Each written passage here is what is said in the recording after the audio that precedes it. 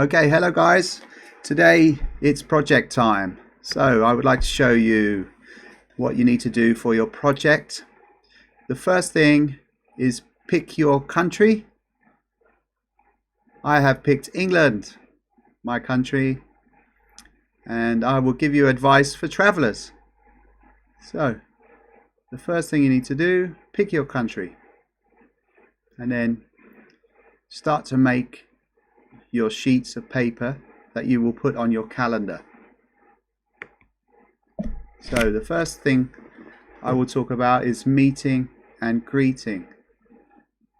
You should say hello. Don't ever say hi. American people say hi. English people say hello. We also use good morning, good afternoon, and good evening when we arrive at work or school. When you meet your friend or your teacher or your lecturer, you should always shake hands to be polite. Okay? Punctuality is important in England.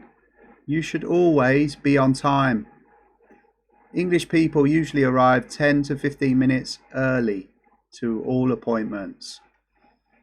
And when you have just started to get to know someone and just met someone, we don't use first names until the other person uses yours. Okay?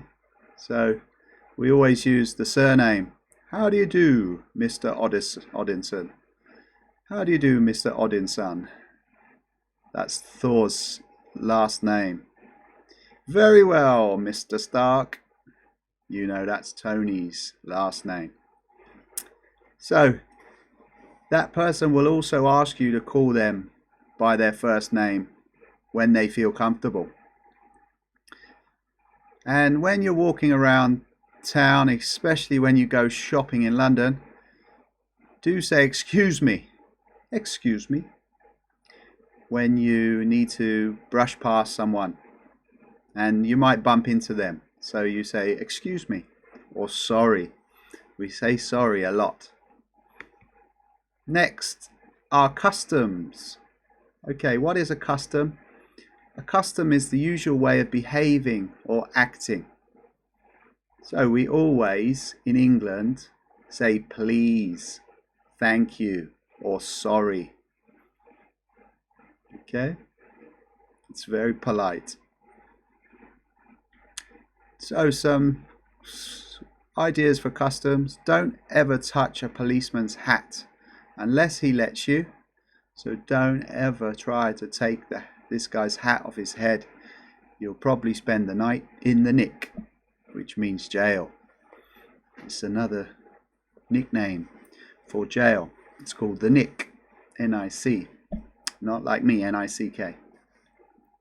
If you go to your friend's house or they are your host, you might be staying there when you're studying, you should thank your host nicely with a phone call the next day, or you can send a thank you card. Now, traditions in England. Okay, a tradition is a custom, opinion, or belief that has been handed down from our generation to another, often orally or by practice. Okay, so these are traditions. For example, when you're queuing, do stand in line. When you're driving, drive on the left side of the road. As you can see, they are on the left and the steering wheel is on the right, just like Thailand. Take your hat off when you go indoors, especially men. So if Idris went into the restaurant, he would take his hat off. Yeah, Idris Elba. So pay as you go when you're in the restaurant. Do pay as you go. Every time you have a drink, you must pay every time. Unless you have a meal, you pay the bill at the end of the meal. So if you visit some friends or again your host, take a gift for the host, which is the man, and hostess, which is the woman. when visiting friends, maybe your parents' friends, or your friends' friends, sorry, your friends' parents. So you would show you're being polite.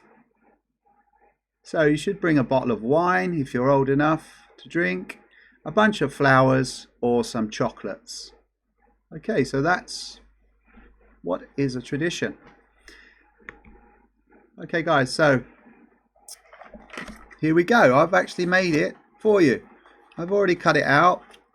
This is my example. I found an old calendar. It's actually this year's calendar, but a little tip for you. You can start at the beginning. Start at the beginning of the calendar. Okay? So,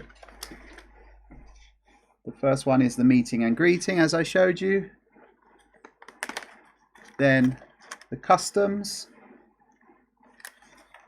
and the traditions.